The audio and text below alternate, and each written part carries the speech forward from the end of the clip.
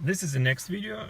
After you use video in motion unlock plug, and in some cases it is necessary to revert the settings to the factory ones, especially if you have the problematic warranty case and you have to go to the dealers.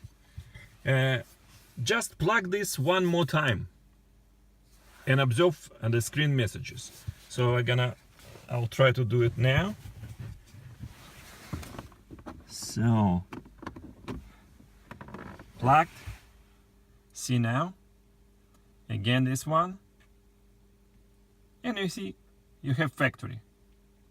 So it's done. Now command will start to reboot again,